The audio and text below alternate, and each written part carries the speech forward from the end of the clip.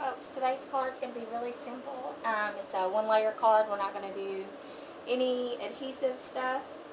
Basically, we're going to make a card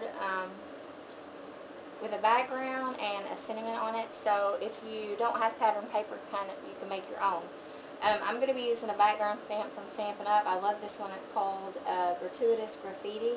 It's probably the only stamp I bought from them that I won't ever get rid of.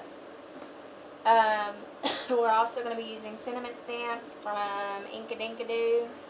This is from the Birthday Wishes set, but there's actually one that says thank you, and we're going to use this real pretty scroll.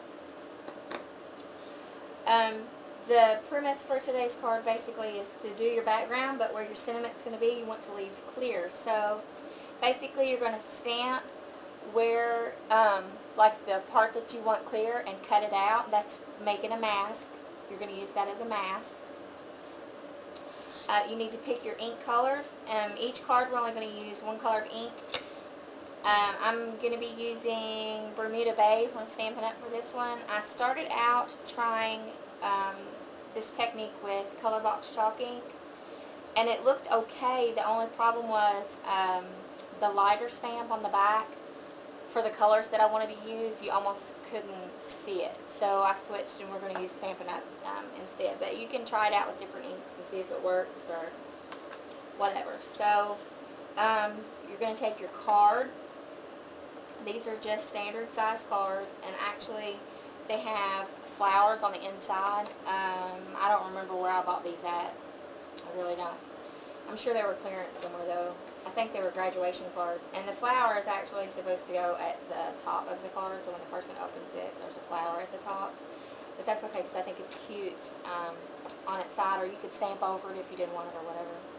But I'm assuming you guys are going to be using plain cardstock, so that doesn't even matter. So pick your color of ink that you want to use. We're using Bermuda Bay.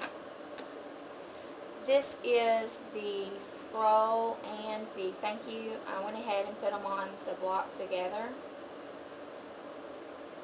just to save a little bit of time. If you don't have one of these blocks with grid lines on it, you can actually, if you have a cutting mat, you could do that, or even a calendar, like if you have one of those desktop calendars. You could tear a sheet off and use the lines on it to help you line up your stamps. So we're going to stamp our sentiment first, and since you're masking, it really doesn't matter. You could just put your mask down and do the background over it if you wanted to.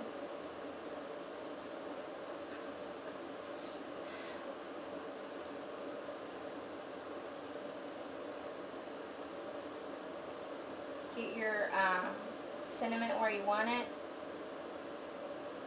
Line it up as best as you can.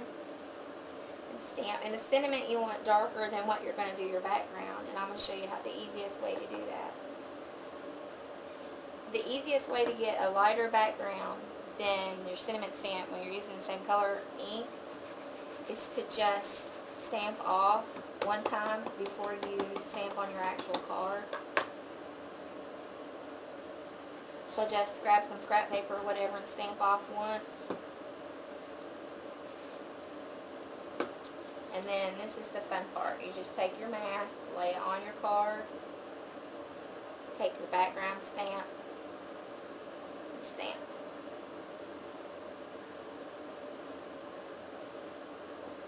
And what that gives you is a card. You've got a sentiment that you can clearly see, and then a real light background over the back. Or you could even take it a step further and ink up your edges, distress it, do whatever you wanted to do to it.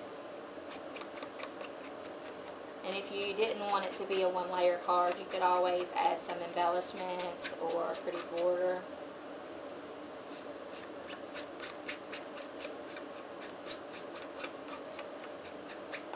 Good thing about stamping, I mean, even if you